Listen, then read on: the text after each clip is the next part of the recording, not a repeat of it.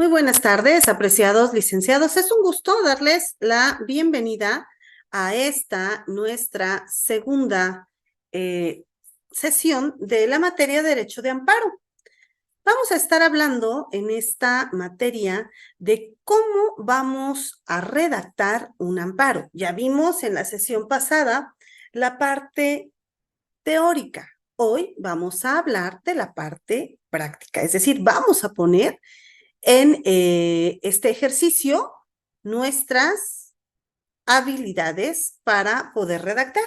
Bueno, hablábamos de un agraviado, hablábamos de un tercer interesado, hablábamos que quien conoce un amparo indirecto o un amparo directo es el juzgado federal y que es el encargado de solicitar pues un informe justificado, ¿verdad? A la autoridad competente, que es a la que vamos a señalar como la autoridad responsable de esta violación de nuestros derechos humanos. Y por ello vamos a comenzar con esto. En este apartado, margen superior derecho, va el nombre del agraviado, el nombre del tipo de juicio que estamos iniciando, que es un amparo indirecto, y pues obviamente este escrito inicial de demanda. ¿Ante quién vamos a promoverlo? Pues bueno, vamos a promoverlo ante el juez de distrito de amparo y juicios federales en turno del 20º Circuito del Estado de Chiapas. Como yo estoy en Chiapas, bueno, lo tramitamos aquí en Chiapas. Ustedes tendrán que identificar dentro de su estado cuál es al que le compete conocer. Residencia en la ciudad de Tuxtla Gutiérrez, Chiapas, y ponemos ahí el refrán presente. Esto que ustedes ven aquí son las iniciales de la persona que está compulsando este amparo. Obviamente por el tema del resguardo de su identidad y para no ventilar las cuestiones inherentes a este juicio, decidí ponerle su identidad resguardada por propio derecho, en representación, como hay un juicio en el que hay una menor de por medio y en el que se está peleando la guarda y custodia, él inicia el juicio, el juez no se la otorga porque era muy menor de edad, tenía 5 meses en aquel entonces, y se entabla la litis, la persona o la parte actora había iniciado un juicio diverso en Tuxtla después de que nosotros iniciamos aquí en la ciudad de San Cristóbal, y por tanto, pues el juez dijo, me reservo a darte la guardia y custodia hasta que no se entable la litis. Y bueno, eso está perfecto. Sin embargo, hubieron muchas cuestiones que aquí yo hice notar en razón a que desde mi propia perspectiva se violentaron los derechos humanos consagrados en el artículo 1, donde habla de que pues todas las autoridades en el ámbito de sus competencias tienen la obligación de promover, respetar, proteger y aumentar los derechos humanos. Y también el artículo 4 constitucional, que nos habla del interés superior del menor, pero también nos habla de la igualdad que debe de existir entre el hombre y la mujer. Y bueno, hubiera una serie de cuestiones que nos llevaron a pues promover este amparo. En representación de la menor, y obviamente pongo también su identidad resguardada, de apellidos, identidad resguardada. En lo sucesivo, y ya ponemos aquí las iniciales, en el caso de un juicio en el que estemos señalando y que sea algo realmente no práctico, sino real, sí tendríamos que poner el nombre completo de la menor y posterior señalar que en lo sucesivo la vamos a identificar así. El domicilio para oír y recibir notificaciones, documentos y citas. Yo siempre les pido que el domicilio que ustedes pongan sea en el distrito judicial donde ustedes están iniciando. En materia de jurisdicción, el Tribunal Federal está en la ciudad de Tuxtla Gutiérrez, por tanto, yo tenía que presentar un domicilio de allá para que ahí me pudieran notificar. ¿Qué pasa si no pongo un domicilio en la ciudad? Bueno, me van a prevenir para que yo señale un domicilio. Y en el supuesto de que no lo señale, pues las subsecuentes notificaciones se harán vía estrados. Y creo que pues lo más adecuado es que podamos poner nosotros un domicilio dentro de la jurisdicción. Autorizamos para que pueda tener acceso e interponerse y representar en términos del artículo 12 de la Ley de Amparo a su servidora, mi número de cédula profesional, y si vamos a llegarnos o apoyarnos de algún otro abogado que se encuentre dentro de la ciudad donde nosotros estamos promoviendo el amparo, pues señalamos aquí su nombre, ¿no? También es importante agregar que pues es muy necesario poner un correo electrónico para que puedan notificarnos. Y bueno, dentro de otros temas que nos pide también la justicia federal. Así como para expresar agravios, es decir, esta violación a mis derechos humanos, imponernos en autos, tomar fotografías y o reproducir los autos a través de escáner. A mi nombre es representación y nombro al primero de los profesionistas como mandatario judicial y o abogado patrono en términos amplios para promover a mi nombre el curso de esta demanda de amparo. Ante usted con el debido respeto comparezco y expongo. Estamos todavía en la parte del proemio. Dicho lo anterior, comparecemos ante su señoría. ¿Por qué comparecemos? Porque, ojo, está viniendo el papá en representación de su menor hija. Entonces, aunque sea una menor de edad que no tiene capacidad de ejercicio, pues bueno, dentro de la técnica y de la estrategia de redacción podemos señalar que comparece el papá y obviamente con la menor representándola para exponer a través de este curso y con fundamento en el artículo 103, fracción 1 y 107 de la Constitución Política de los Estados Unidos Mexicanos y los numerales primero, fracción 5, fracción 1, 107, fracción 2 y 3 y demás relativos de la ley de amparo. Con este curso demandamos el amparo y la protección de la justicia federal a nuestro favor y en contra de los actos de las autoridades que más adelante vamos a señalar. Veíamos en el apartado 1 y en las videocápsulas. Bueno, esta autoridad responsable, ordenadora y ejecutora. Por lo que en cumplimiento al ordenado por el numeral 108 de la Ley de Amparo, manifiesto lo siguiente. Nombre y domicilio del quejoso. Bueno, volvemos a señalar el nombre, la representación del menor, el domicilio particular que tiene dentro del distrito judicial donde se vieron violentados sus derechos humanos, nombre y domicilio de los terceros interesados o del tercer interesado, pues en este caso sería la demandada en el juicio, que vendría siendo la mamá. Señalamos el domicilio donde ella vive y la ciudad. ¿Y cuáles son las autoridades responsables? Obviamente aquí ponemos el nombre de un juez que estaba adscrito en aquel entonces al juzgado primero en materia civil del Distrito Judicial de San Cristóbal de las Casas, Chiapas, porque él es el que firma el acuerdo donde le dicen a mi representado que forzosamente tiene que entregar a la menor para que llegue y regrese al seno de su progenitora. La ordenadora, pues obviamente es este juez primero en materia civil de primera instancia, que ya lo hemos señalado en línea anterior, y con domicilio bien conocido en el Palacio de Justicia de esta ciudad. Él es el que ordena, pero tenemos una autoridad ejecutora. En este caso es la actuaría judicial adscrita al juzgado primero en materia civil de primera instancia del Distrito Judicial de San Cristóbal de las Casas, Chiapas, con el domicilio pues ampliamente reconocido en el Palacio de Justicia. Y bueno, también hubo otra autoridad responsable que él fue el fiscal del Ministerio Público adscrito a esta fiscalía, de la Fiscalía Altos, perdón, y adscrito obviamente al juzgado civil. ¿Por qué? Porque todos los ministerios públicos tienen esa facultad de poder interponerse, de poder promover y en su momento de pues darle seguimiento, ¿no? ¿Y por qué al Ministerio Público? Porque el Ministerio Público hace una razón donde refiere que la menor estaba casi en peligro y que tenía que regresar al seno materno porque pues era lactante, cosa que el juez no desconocía porque desde el escrito inicial en la primera instancia se lo hicimos del conocimiento.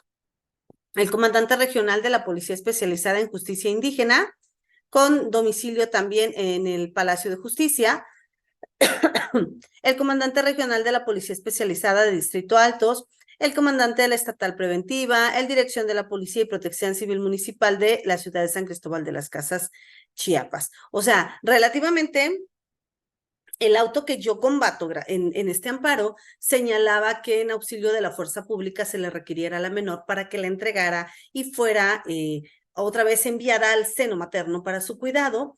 Entonces yo no tenía como que la certeza de qué policía iba a ejecutar. ¿Me explico? Entonces, por eso puse a todas las que ven aquí en San Cristóbal. Y si hay más, pues hay que ponerlas también. Porque además venía el tema de que iban a emitir una ficha roja, y pues obviamente iban a detener a mi representado. El acto reclamado que yo estoy señalando de la autoridad ordenadora en materia civil de primera instancia, pues justamente es este. el auto de fecha 17 de febrero del año 2020, mediante el cual ordena a la actuaria judicial adscrita a este juzgado para que en compañía de la parte actora me requiera la entrega de la infante y en el acto de la diligencia de notificación haga entrega de mi menor hija o bien dentro del término de 3 días acredite haber dado cumplimiento a dicho requerimiento y a su vez entregada a la progenitora. El apercibimiento hecho en el mismo auto para que en caso de que no dé cumplimiento a lo ordenado en el inciso anterior, se hará uso de la fuerza pública en términos del 73, fracción 2 del Código de Procedimientos Civiles. Y también, pues hablaba de una orden de recuperación, se girará orden de recuperación inmediata de la menor. Entonces, pues obviamente este auto era algo que el progenitor ni su servidora pues queríamos y por ello fue que, además de que estaba fundado y motivado, déjenme decirles, ustedes se darán cuenta más adelante. El otorgamiento de la guardia y custodia provisional ya lo habíamos pedido en la primera instancia y aquí, bueno, le entregan relativamente la guarda y custodia de la menor a la señora por el simple hecho de ser menor y ser lactante, que sabemos perfectamente, y fue mi estandarte, el hecho de decir que 2 senos no podían hacer la diferencia, que en muchas ocasiones un progenitor también tiene la facultad de poder cuidar y proteger a la menor. La orden de ejecución de cualquier orden de arresto en mi contra.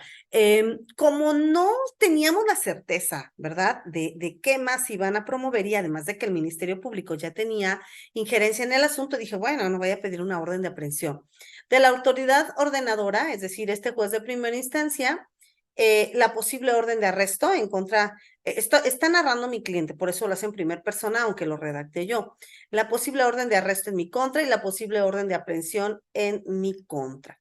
De la autoridad ejecutora que reclamamos, es decir, del actuario judicial, pues obviamente este auto donde le ordena que en esta diligencia se haga entrega a la menor y que si no, pues en 3 días de cumplimiento a tal. De las autoridades de la Fiscalía del Ministerio Público, del comandante regional de la Policía Especializada en Justicia Indígena, del comandante regional de la Policía Especializada de Distrito Altos, del comandante del sector 1 de la Policía Estatal Preventiva, del director de la Policía Municipal, Protección Civil Municipal de San Cristóbal, reclamo la orden de recuperación inmediata de mi menor hija, así como también la posible ejecución de cualquier orden de aprehensión o arresto en mi contra. Ahí relativamente ya estoy señalando cuáles son mis puntos de agravio. Y luego viene una narrativa sucinta y cronológica. Hechos. Bajo protesta de decir verdad, manifiesto que los hechos o abstenciones que me constan y me constituyen los fundamentos reclamados de los actos y de los conceptos de violación son los siguientes. Y aquí comienzo a narrar cómo inicio la demanda, en qué fecha la inicio, cómo la promuevo, qué es lo que pido, en este caso era la guarda y custodia, ante quién la estoy peleando, más bien a quién se la estoy reclamando, y que inicio este expediente, y que fue el 500 del 2019, ¿no?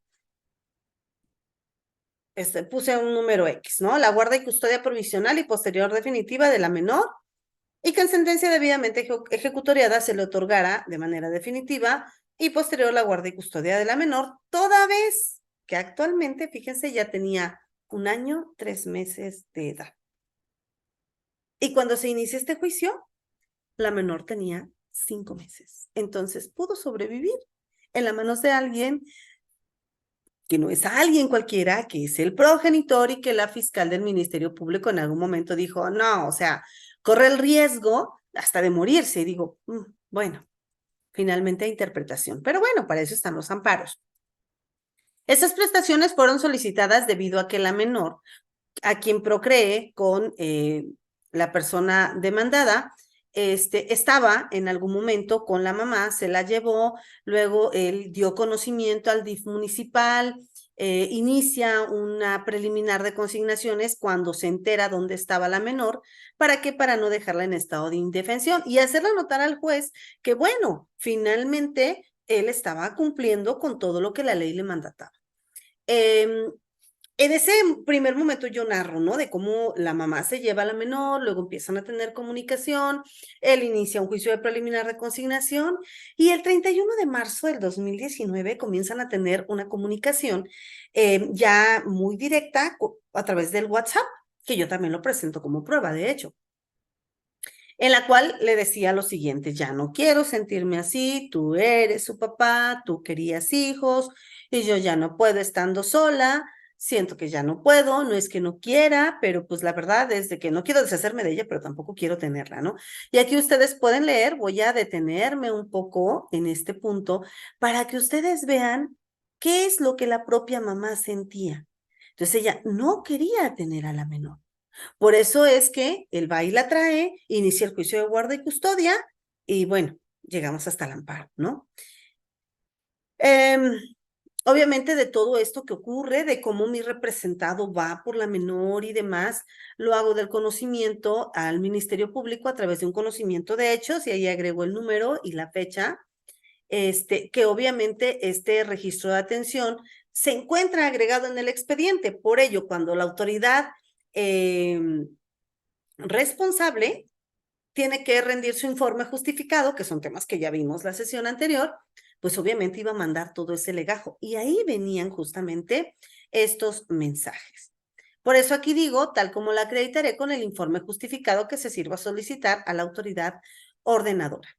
Evidencié con escrito fecha 23 de mayo del 2019 las condiciones óptimas en las que se encontraba la menor, así como también los altibajos emocionales de la mamá, porque déjenme decirles que por ahí también se encontraron algunos diarios personales de la demandada, donde, sin ser perito en la materia, sí se mostraba una cuestión de irritabilidad, de a lo mejor también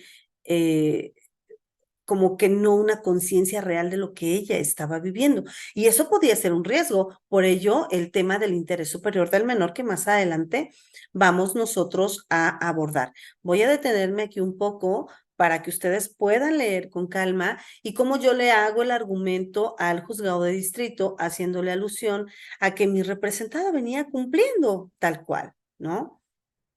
Y que también todo esto, el registro de atención, la preliminar de consignación, el conocimiento de hechos, todo estaba agregado al registro de atención. Después de ello, hago mención de cómo, pues hasta lo tacha de secuestradores, hace ahí una denuncia pública. Ahora las redes sociales son a veces maravillosas y a veces utilizadas también en contra. Y todo el mundo se enteró que ya eran secuestradores y dice: a ver, espérame tantito, yo no la secuestré, yo simplemente fui por ella porque tú ya no la querías y fui a traerla para cuidarla, ¿no? Y derivado de ello es que la progenitora de mi representado inicia un registro de atención por violencia familiar en razón a que también habían ahí algunas incitación a la violencia, porque ya los comentarios eran de sí, no lo puedo decir en cadena nacional, ¿verdad? Pero con palabras altisonantes de vamos, casi, casi quemémosla, etcétera. Digo, ese tipo de cuestiones también incitan al odio y a la violencia. Y derivado de ello, nosotros iniciamos un registro de atención y también fue agregado al expediente. Por eso refiero, tal como la acreditaré con el informe justificado que se sirva a solicitar a la ordenadora, a la autoridad ordenadora. También hago mención de una valoración psicológica que se dio y que textualmente refieren que la progenitora debía llevar tratamiento psicológico y al progenitor se lo sugieren únicamente. Y también hago mención que, bueno, eso lo voy a hacer notar y lo voy a acreditar directamente con el informe que dé la autoridad. Y hago mención también de cómo pues la progenitora tiene una situación de vida en la que la menor pues vino muy pequeña y cuando ella estuvo en manos de su progenitor, pues fue llevada con el pediatra para determinar que la menor estaba apta para poder tomar biberón. Imagínense, si la entregó a los 5 meses y al año 3 meses yo inicio el amparo, ¿cuánto tiempo había transcurrido, no? Y también hago mención en este apartado de los derechos humanos y las garantías cuya violación reclama, obviamente artículo primero, el artículo cuarto, párrafo octavo, 14 y 16 de la Constitución, 1, 2, 3, 4 y demás aplicables de la Convención de los Derechos del Niño y obviamente los tratados internacionales y leyes de protección a la niñez. ¿Qué conceptos de violación invocamos? Obviamente, la orden emitida por la autoridad responsable para que el quejoso, es decir, en este caso el progenitor, entregue a la menor a su progenitora. Y aquí sigo haciendo, o sea, como todo versa sobre ello, yo sigo alimentando ese argumento de cómo las leyes federales, las leyes locales, las leyes especiales tienen la obligatoriedad de proteger el beneficio de una menor que es mujer, que es menor y que se encuentra en el rubro de grupos vulnerables y que el juez está obligado forzosamente a proteger el interés superior del menor y que además, no lo digo yo, ¿no? O sea, lo decía la ley, que se deben satisfacer los medios idóneos para que las necesidades materiales y básicas y vitales del menor puedan ser suplidas. También el estatus de vida que llevaba la menor pudiera no ser desproporcional al que ella estaba ya ahora acostumbrada. Emito también en este momento, pues obviamente estas maravillosas jurisprudencias, tesis aisladas, que en un momento la Suprema Corte de Justicia de la Nación refiere, y para mí este fue mi estandarte. Otorgar la guardia y custodia de las menores de edad a la madre por el simple hecho de ser mujer contraviene el principio de igualdad al basarse en estereotipos. Es decir, ella es mujer y puede cuidarla. No, no siempre. En muchas, digo, soy mujer, ¿no? Pero la experiencia me ha llevado a ver a que no siempre es la más apta para poder cuidarlos. Y esto deriva de un amparo en revisión 1958 del 2017, o sea, casi hecho para este tema. Donde aquí sería muy importante que aquí voy a detenerme un poquito para que ustedes posterior puedan consultarlo, porque digo, en algún momento pueden invocarlo a favor. Y aquí narra cómo el papá, pues por el simple hecho de ser hombre, no le querían dar la guardia y custodia de sus hijas, ¿no? Aquí toda es esta narrativa de lo que ocurre en ese amparo en revisión y que obviamente llega a la Suprema Corte y dice, bueno, pues vamos a hacer jurisprudencia porque no podemos ir violentando los derechos humanos. Guarda y custodia de los menores, artículo 282, apartado B, el Código del Distrito Federal, el tema del interés superior de los menores, obviamente principios de igualdad señalados en el cuarto, o sea, cosas que yo ya venía combatiendo, yo las encontré en esta jurisprudencia y se me hizo muy importante señalarla y por ende que fuera mi estandarte, ¿no? Hago mención también, admículo, concateno con el interés superior del menor. ¿Qué es? O sea, ¿qué es el interés superior del menor? Y por qué es muy importante que los juzgadores puedan ser acuciosos al determinar con quién se quedan los hijos. Ahí se los dejo también para consulta, que obviamente esta grabación va a quedar en nuestra plataforma. No hago lectura de ello porque, bueno, nos llevaríamos muchísimo tiempo, pero pues sí se las estoy ahí pasando de manera lenta. Hago otro pronunciamiento sobre el interés superior del menor y las dimensiones en las que se debe de proyectar la aplicación de este principio, siempre que cuidándolo, protegiéndolo y sobre todo la aplicación específica para los casos concretos, como el caso que en este momento a mí me ocupaba, ¿no?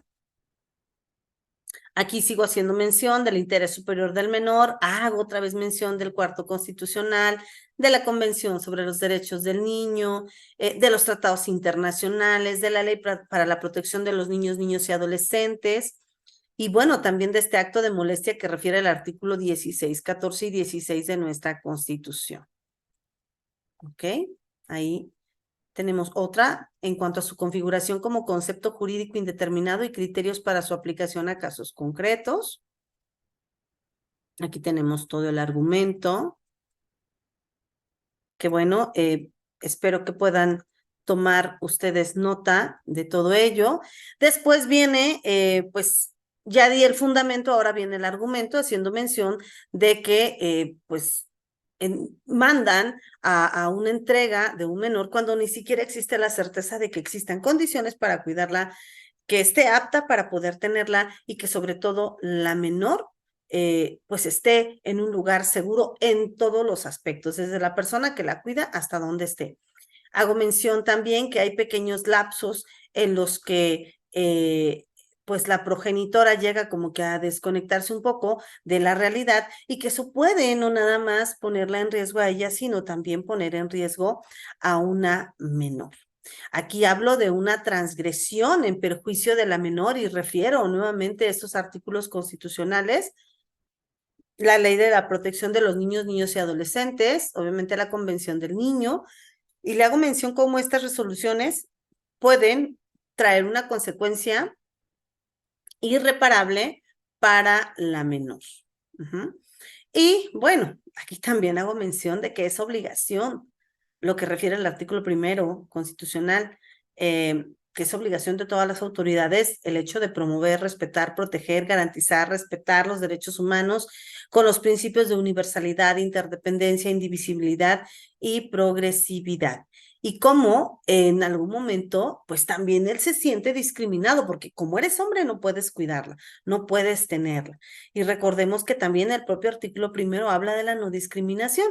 El artículo cuarto, que sigue siendo mi estandarte para el tema de la igualdad, el del interés superior del menor, de cómo los ascendientes y custodios tienen la obligación de preservar y cumplir, perdón, y exigir el cumplimiento de estos derechos, ¿no? Todo esto es fundamento constitucional en manera o en materia de protección. También hago mención sobre la Convención de los Derechos del Niño, transcribo algunos artículos para mejor proveer y al final hago mi argumento basándome en este mandato que da el juez para poder entregar a la menor. La Ley General de Protección de los Niños, Niñas y Adolescentes, también transcribo algunos artículos y hago ver este enfoque integral y transversal que debe de manejarse en materia de perspectivas de derechos humanos, aún para los menores de edad.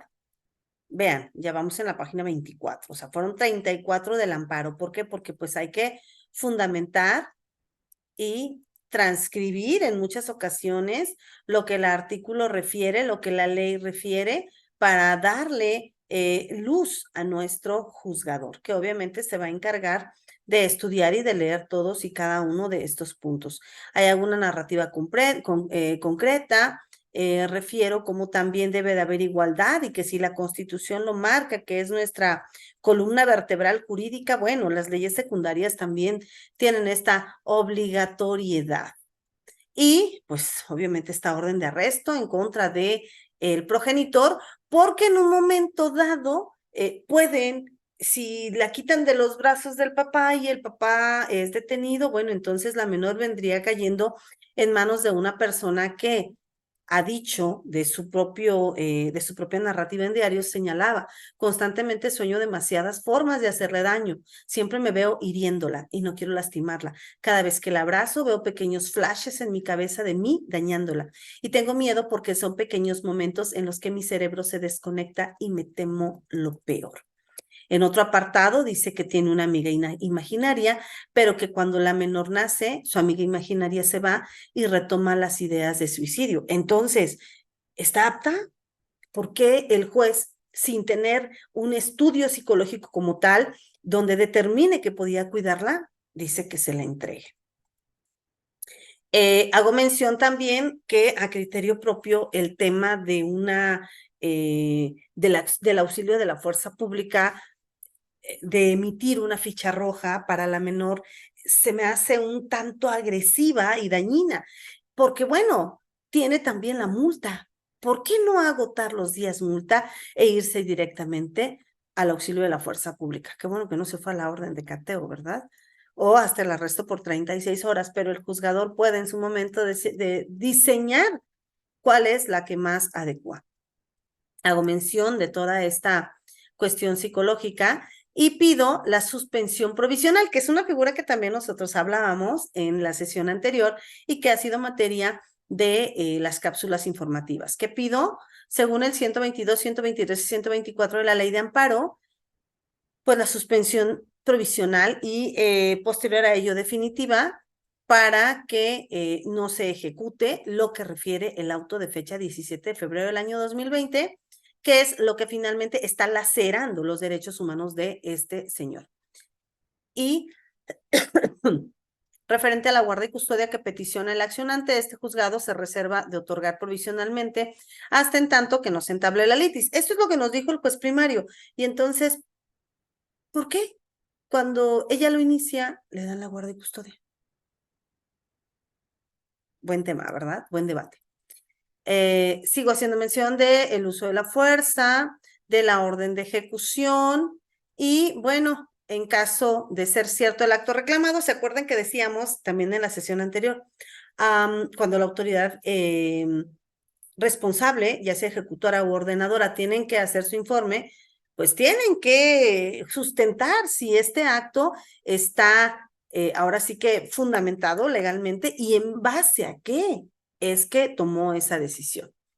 Y en caso de ser cierto el acto reclamado, se expida a nuestro favor por duplicado copias certificadas del auto que ordene la suspensión provisional y posterior definitiva, autorizando para que en su nombre y representación los profesionistas señalados en el proemio puedan venir a traerlo. Y como hay un menor de por medio, solicito suplir la deficiencia de la queja de los conceptos de violación con fundamento en el artículo 76 de la Ley de Amparo. Como pruebas, obviamente los informes justificados, en ese momento no teníamos nada, además que estábamos casi en el pico de la pandemia. El auto de esta fecha, 17 de febrero, que fue crucial para nosotros y que nos hizo llegar a este momento, el certificado del médico particular, del pediatra, donde dice que en efecto la menor se encuentra en perfecto estado, y la audiencia. ¿Para qué? Para que sean valoradas todas y cada una de estas enunciaciones. ¿Qué pedimos? El amparo y protección de la justicia federal contra los actos reclamados de las responsables. ¿Quiénes son los responsables? Las autoridades, que violan en perjuicio de mi hija y el propio las garantías constitucionales. ¿Ok? Ahí seguimos argumentando y previos los trámites legales, declarar que la justicia de la Unión nos ampare y nos proteja contra los actos conculcatorios de los que nos quejamos y adolecemos. Puse la fecha de hoy por el tema del ejercicio y cierro con esta frase: por una justicia que pondere el interés superior del menor y sea impartida con perspectiva de género, rompiendo estereotipos. Protestamos lo necesario, el nombre del progenitor en representación de la menor de identidad resguardada.